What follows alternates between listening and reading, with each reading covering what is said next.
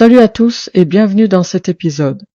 Écoutez attentivement, j'ai évoqué le rôle des Khmers dans ma vidéo précédente et aujourd'hui on va parler d'une histoire fascinante, celle d'un héritage qu'on a voulu effacer. Et pourtant, il est partout. Je vous parle du rôle fondamental des Khmers dans la formation de l'État thaï. Accrochez-vous, on a beaucoup à dire et tout est solidement documenté.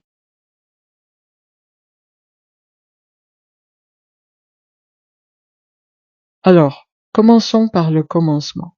Les recherches historiques sont claires. Les ancêtres des Thaïs se sont installés dans des régions dominées par l'Empire Khmer. Et là, surprise, ils n'ont pas juste cohabité, ils ont massivement adopté l'organisation administrative, religieuse et culturelle Khmer. Concrètement, qu'est-ce que les Khmers ont apporté au futur royaume thaï? 4 piliers majeurs. Administration centralisée. Le modèle bureaucratique angkorien a directement inspiré Sukhothai puis Ayutthaya. Architecture monumentale. Les temples thaïs d'Ayutthaya reprennent des techniques de construction khmer. Écriture. L'alphabet thaï lui-même est largement inspiré de l'ancien khmer. Religion. Le bouddhisme Theravada, aujourd'hui religion d'État en Thaïlande, est arrivé via les Mon et les Khmers. Donc si on résume cette première partie, les Khmers ne sont pas simplement un voisin historique de la Thaïlande. Ils sont littéralement l'une des matrices fondatrices de sa civilisation.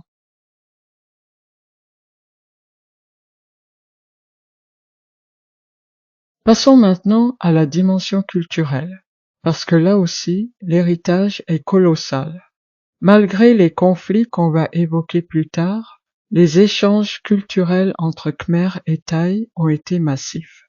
Voici les traces concrètes de cet héritage khmer dans la culture thaï. Mythes royaux. Le fameux concept du roi-dieu, le Devaraja, a profondément influencé la monarchie thaï. Urbanisme et toponymie. De nombreux lieux en Thaïlande portent encore aujourd'hui des noms d'origine khmer. Art et architecture, pensez au temple de Phimei, Phnom Rong ou Muang Tham, leur style est fondamentalement khmer. Rituels royaux. Plusieurs cérémonies siamoises trouvent directement leur origine dans les pratiques angkoriennes. La conclusion ici est limpide. Les Khmers constituent l'un des piliers de l'identité culturelle thaï, même si la Thaïlande moderne préfère aujourd'hui mettre en avant sa propre identité thaï.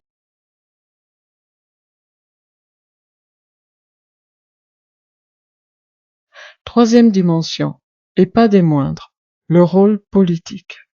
Parce que cette relation, ce n'était pas que de l'admiration mutuelle, il y a eu des guerres qui ont façonné toute la géopolitique régionale.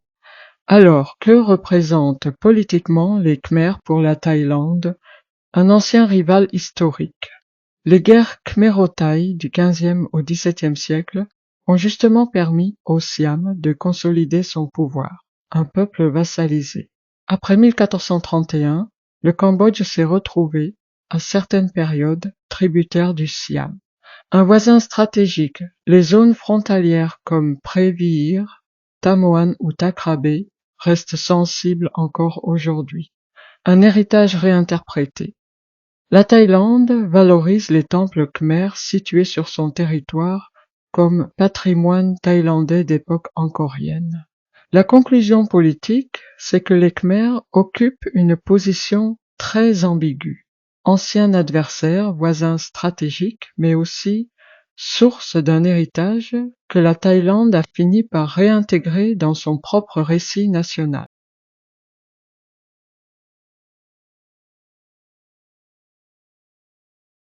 Et voilà où ça devient vraiment intéressant.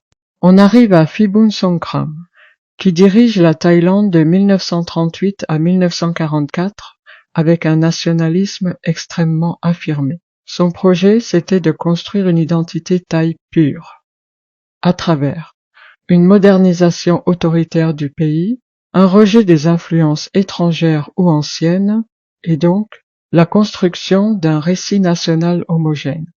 Et là, on touche au cœur du problème. Reconnaître l'héritage khmer, ça revenait à admettre que la civilisation thaï n'était pas entièrement thaï, qu'elle provenait en grande partie d'un empire voisin. C'était insupportable pour son projet nationaliste.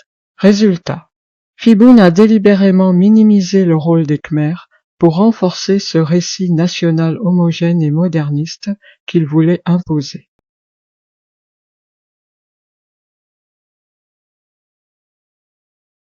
Et alors, pour résumer tout ce qu'on vient de voir, les Khmers ont joué, pour la Thaïlande, un rôle à 4 niveaux. Historique avec le modèle administratif, l'écriture, la religion, culturel à travers l'architecture, les rituels, les mythes royaux, politique, fait de rivalité, d'influence et de zones frontalières encore sensibles, identitaire, une véritable part du socle civilisationnel thaï. Et c'est exactement cet héritage-là que Phiboun Songkhram a voulu effacer pour construire son identité thaï moderniste et nationaliste. Voilà, j'espère que cet épisode vous a plu et surtout qu'il vous a éclairé sur cette page d'histoire souvent méconnue. N'hésitez pas à aller consulter mes sources sur cambodgemag.com et EBSCO pour approfondir le sujet. À très bientôt pour un prochain épisode. Et tout de suite la chanson qui va suivre, le rôle des Khmers pour la formation du royaume du Siam.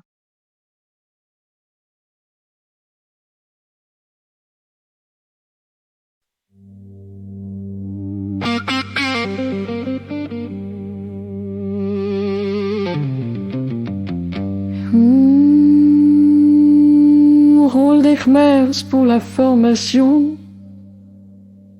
du royaume du Siam.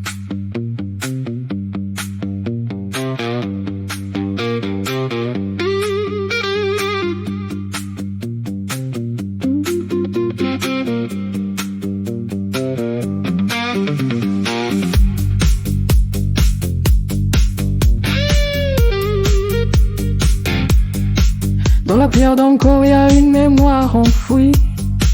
Un empire a donné naissance à un pays. L'écriture, les temples, le roi Dieu, la loi. Tout vient de ce sang qu'on a voulu trahir. Sukhothai s'est levé sur des fondations volées. Ayutthaya a grandi sans jamais remercier. Mais l'histoire, elle est têtue, elle reste gravée dans toutes les pierres, tous les noms, toute la vérité.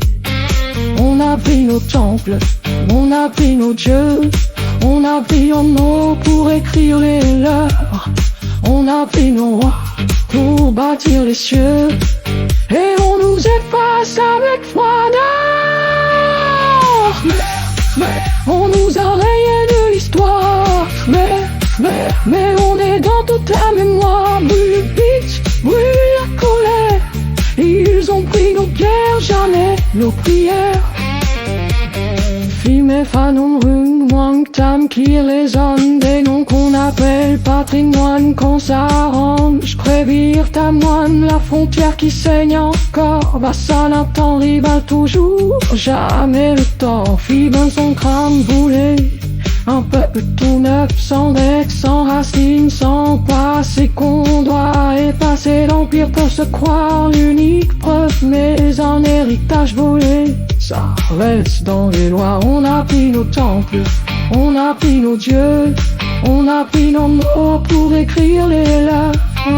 On a pris nos rois pour bâtir les cieux, et on nous efface avec froideur. Mais on nous a rayés de l'histoire. Mais on est dans toute la mémoire. Brûle le beat, brûle la colère. Ils ont pris nos pierres, jamais nos prières. Écoute le calme entre les lignes des livres. Écoute ce qu'on sait quand on parle de nation. Tous les temples debout est une preuve qui vibre. Tous les noms effacés sont une confession.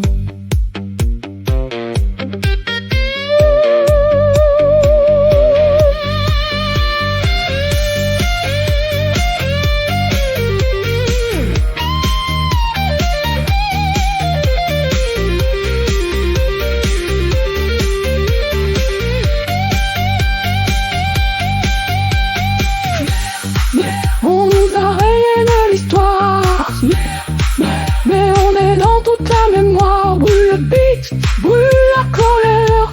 Ils ont pris nos pierres, jamais nos prières. La vérité reste entière.